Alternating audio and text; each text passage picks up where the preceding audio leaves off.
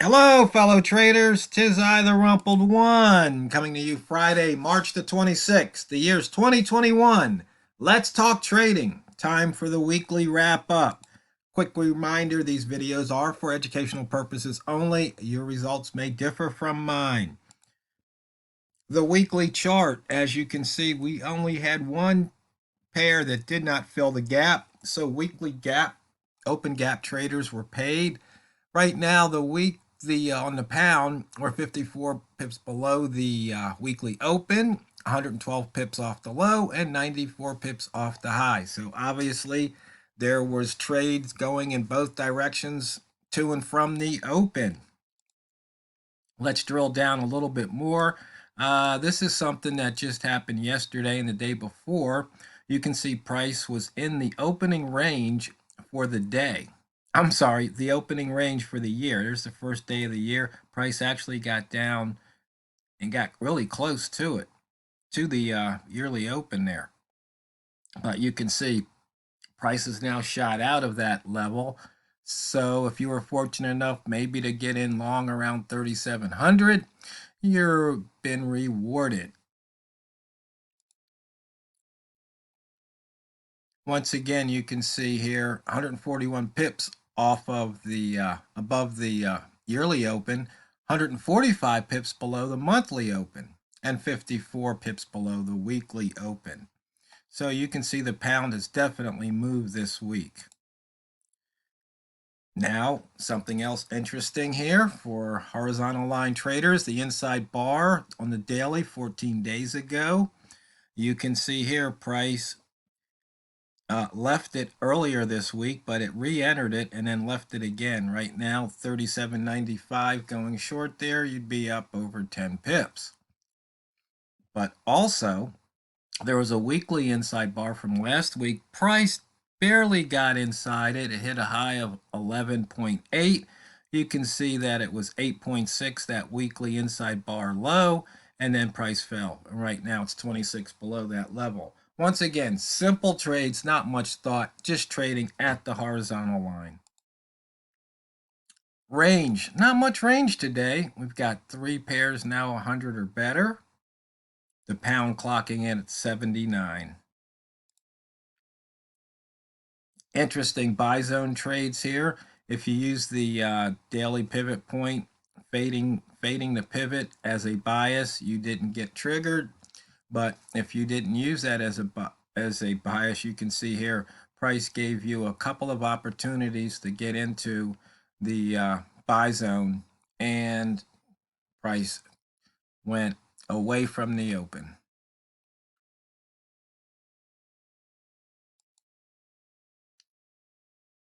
Rats, how are you doing today?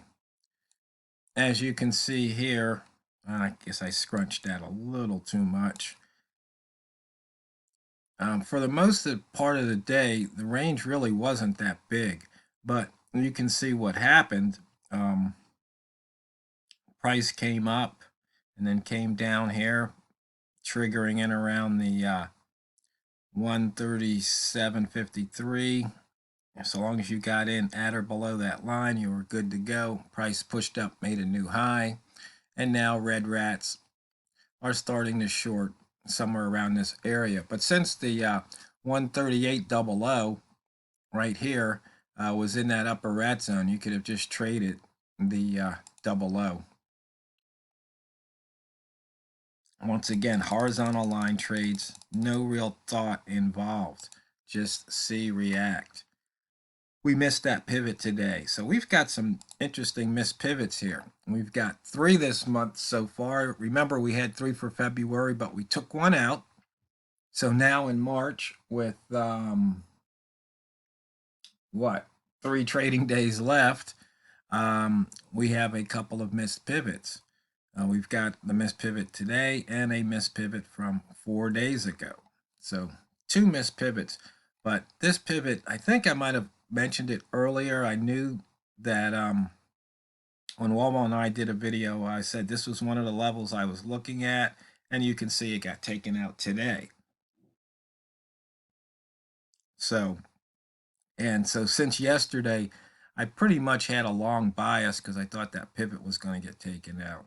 So now with this situation, I'm not going to really have a bias, and we'll just have to see what happens. Wick zone, in and out of the wick zone, dipped back in and then back out again.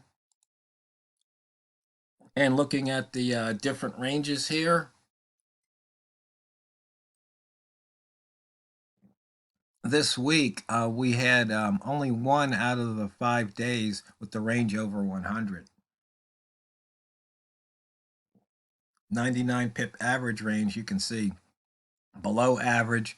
And as a looking at this from a percentile basis, they're all like 38% or less. So definitely some compressed ranges on the pound this week. And we can look here, high minus close.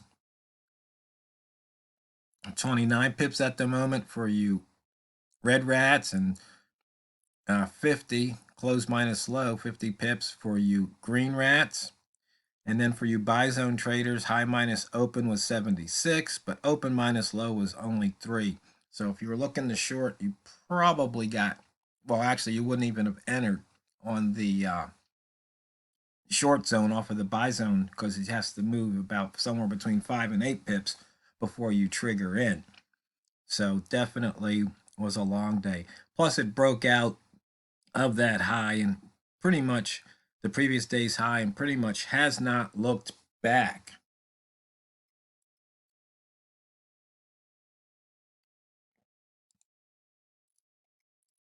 Here, looking at the Walmart chart, as you can see, for this hour,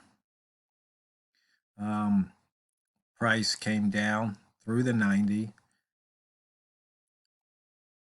Let's put this on the H1 real quick. So you can see here, open, red at the line, go short, put in a 1 ball, had a 3 ball at the top. And so I know there was a trader out there, I think, asked Walmart a question on YouTube, and I believe Walmart answered it. But it just seems that this simple concept of trading at the line is really difficult for some people. Walmart and I just looked it up. A year ago, March is when we did the whole month of March. We did nothing but the Walmart method. Every day we were showing it. So it's on a playlist. I think there's 28 videos or 23 videos in that playlist. So if you're really interested in getting, into the Walmart method and profiting from it, just watch the playlist. And of course, feel free to ask questions and we will answer them. But it just seems the main difficulty is that traders don't understand that we can't guarantee a win every time you put a trade on. And in fact, this is going to be a subject of a video. Is that, what does it mean when you put a trade on, when you really think about it? Because a lot of times people, they do things, but they don't really understand the meaning behind it or the reason behind it or the ramifications or consequences. So let me break it down real simple, make it real simple for you. When you go to the casino, if you go to a casino or the horse track or wherever, and say you make a $5 bet, what is it that you're actually doing? Well, one of the things is you are saying that you're willing to lose $5 if things don't turn out the way you want them to. I mean, think about it.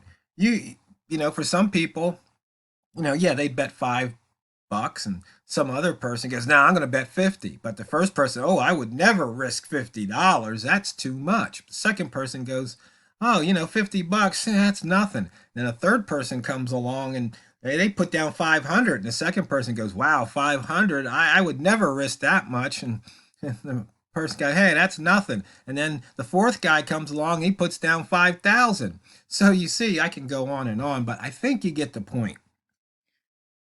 Each person has to do what's right for them, what they're willing to risk or what they are actually willing to lose when they bet on that horse, or they bet on the next roll of the dice, or they bet on, their blackjack hand. When you bet, you are saying to the world, this is how much money I'm willing to lose. So, when you place a trade in the market, whether it's FOREX or equities or anything, you put that trade on, you're telling people, well, I'm willing to lose a certain amount. But see, the difference here is you don't just make $5 bets. You put the trade on and it can go against you $5, 10, 15, 20, 25, 30, and it could just keep going. And that's one of the reasons why we say you have to define your risk before you enter the trade. I mean, and that is one of the keys to being a successful trader. It's fundamental. I mean, if somebody sets you down in front of a chart and they says, okay, manage the trade. And I think we've probably talked about this before. What's the first question you should ask? Like, well, how much are you willing to risk? They go, well, that's up to you. And then you look at the trade, you look at the account size, maybe you close the trade out saying, you know what, this trade's not going the way you want it to go. I'm out. Or on the other hand, maybe the trade's up and it's just like, hey man, this trade just brought back X% on this account. Let's just close it out now. Let's just take the money and run before the market takes it back. So you have to figure out though what that risk level is. And that is probably the big thing for trading. And in fact, I saw, um, some people are worried about, well, this, I could get chopped up. It could go this way, then it could go that way. Yeah, it could, but does it? I mean, really, does it? We can look at the M1 chart here, and we're what, 36 pips into the hour? And this is a Friday. And this is, why is this computer running slow? That's what I want to know. It's a Friday.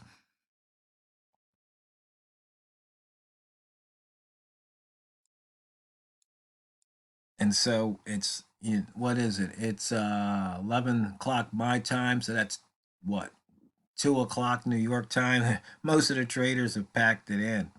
But I mean, let's just look at the Walmart line here for the past, 30 minutes. Okay, it hit the 90.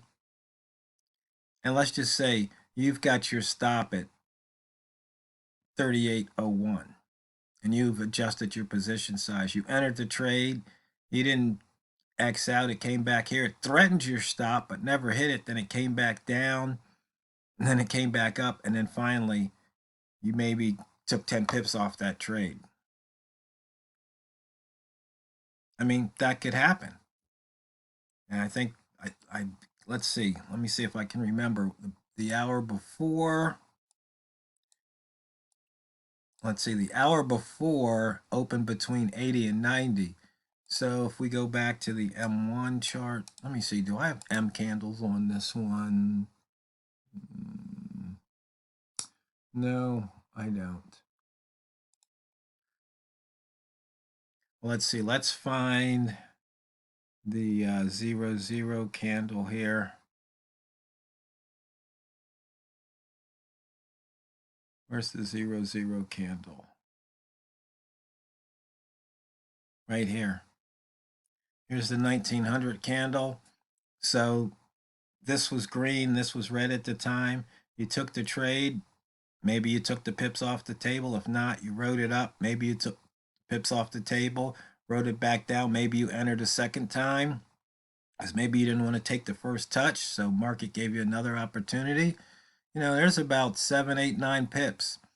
Market gave you another opportunity. This time, maybe just 2 or 3 pips. So, and that's just trading